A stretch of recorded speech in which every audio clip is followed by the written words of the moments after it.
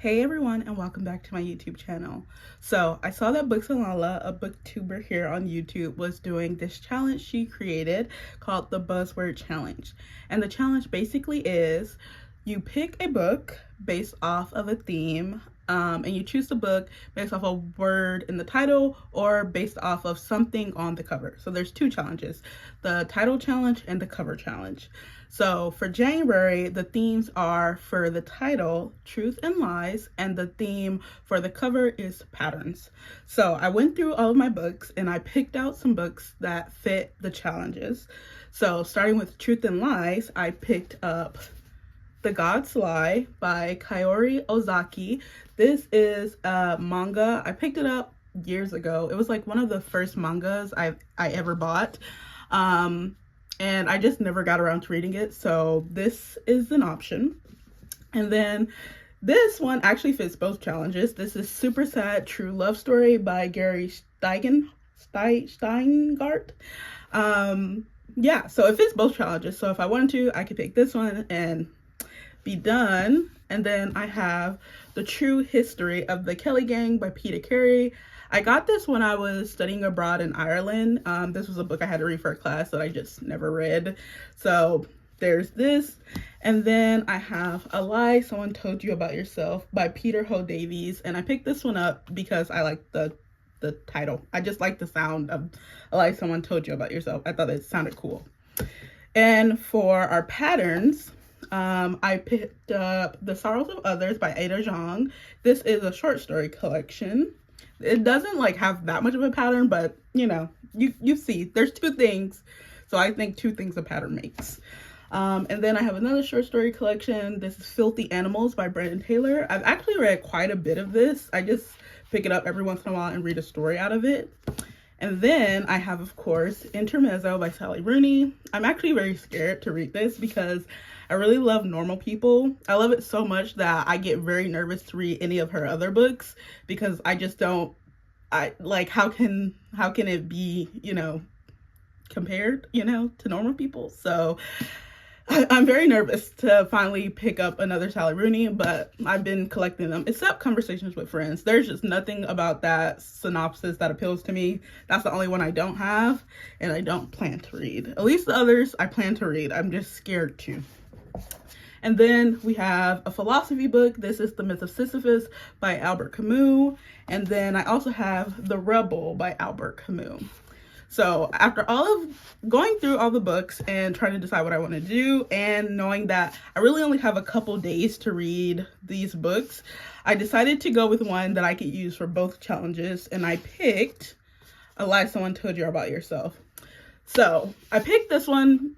Well, yeah, it's short, it's small, and I feel like I can finish it in the next few days if it's both challenges. And I've also like tried to read the book a few times before. I don't think I was like ready to read it or in the headspace for it. It's not that it was bad, I just always put it down because I don't think I was ready to read it. But I am ready to read it now. So this book, A Lie Someone Told You About Yourself, traces the complex consequences of one of the most personal yet public, intimate yet political decisions a family can make: to have a child, and conversely, to choose not to have a child. A first pregnancy is interrupted by test results at once catastrophic and uncertain. A second pregnancy ends in a fraught birth, a beloved child, the purgatory of further tests, and questions that reverberate down the years. So I don't think I've ever read the full summary before. Like I said, I bought this because of the title, but every time I did pick it up, in the first few sentences, it pretty much tells you what's happening in the book. So I didn't know about the parents having to do this first test, but I didn't know about the second child thing. Anyways, I already started it. I'm about, I think, 20 pages in, and in those first 20 pages, we do see the family get these test results, or in the middle of getting these test results and having to make this decision, and just how much that is weighing on them and will weigh on them for the rest of their lives. So I feel like I'm pretty sure that this is going to get a high rating by the end. I really love the writing style, and it also has there's a lot of little breaks, so You'll see on the page there'll be like a break, and these little breaks happen fairly often, and I like that kind of writing where the structure has all this white space on the page. So I think this is going to be really, really good. So let's get reading. It's snowing for the second time in Atlanta, which is honestly quite worrying, but really beautiful nonetheless. I can see my breath.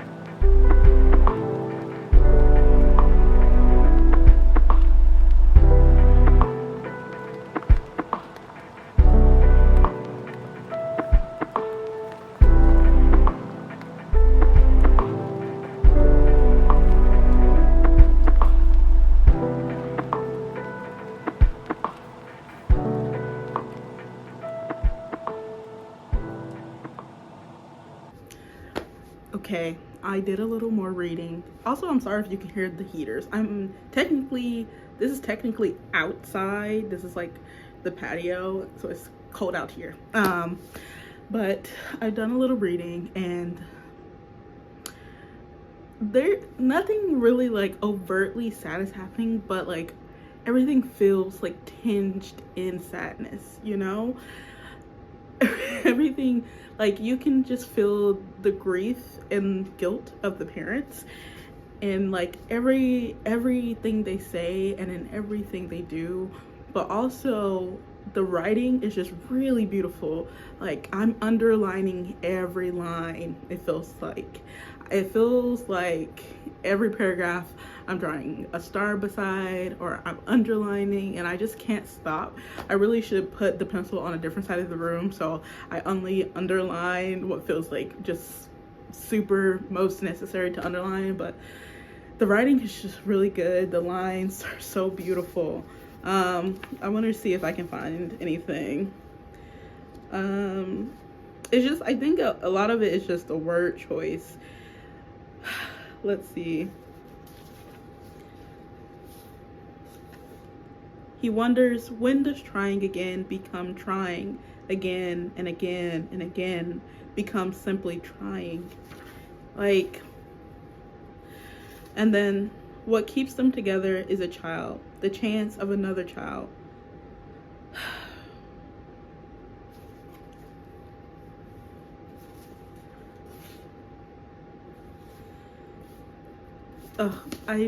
Every line feels like it's hitting me straight in the chest, and nothing terribly sad is happening, but just that overarching feeling of grief and guilt. It permeates everything, and so I just feel for the parents, you know, in the story.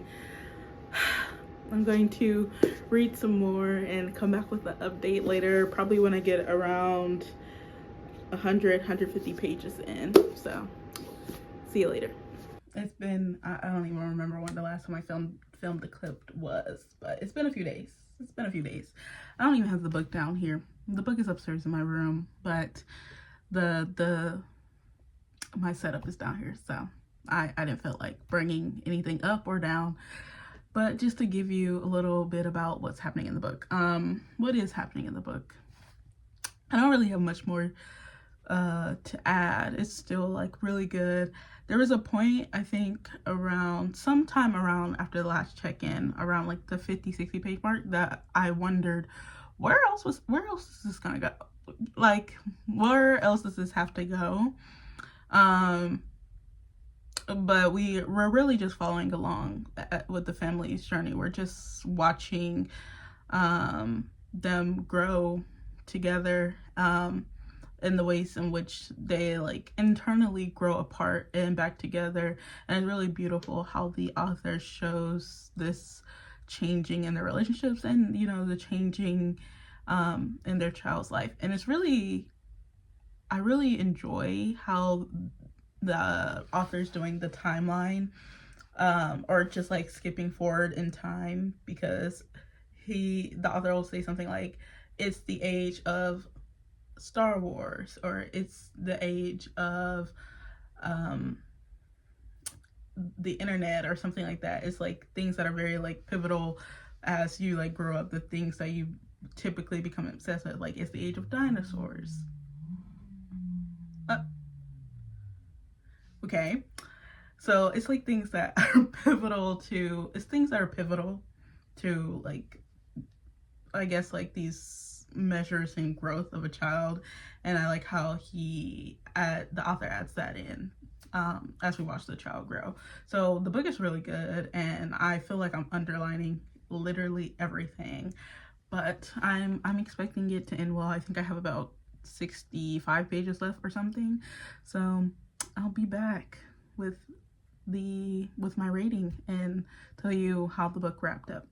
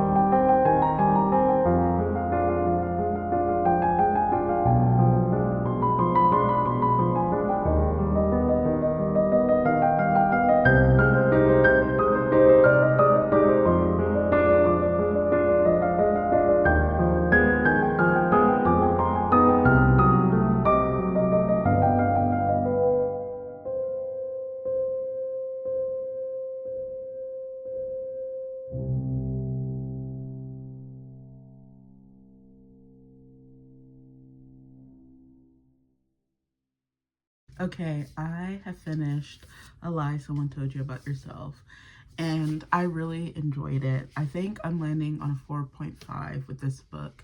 There was, towards the end, I was like ready for it to be over, but that was mostly because I was just ready to, I have so many books that I have planned to read, and I was just ready to move on. I have been reading this for, I think, a good few days. I've been reading this for a good few days, so I was ready to move on. But overall, I really enjoyed it. I love how, I don't think I mentioned this, but one thing the book does is, like, it's always bringing in some, I mean, a lot of it obviously is existential and philosophical when having to deal with, like, abortions and grief and guilt and all of that, and a lot of other stuff that the narrator is going through.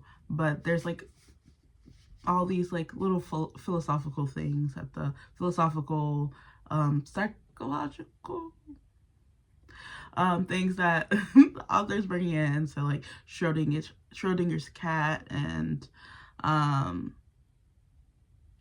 not just philosophical, there's a lot of literary things too. So some quotes from Hemingway, or attributed to Hemingway. So the famous one that goes, what page was that on? Oh yeah, it goes, "For sale, baby shoes never worn." And the characters are like contemplating that and talking about it. And there's this quote, and the father says, "What the father knows is we lost our child. I did never sell those shoes." So I love how the book is interacting with like philosophy and literary,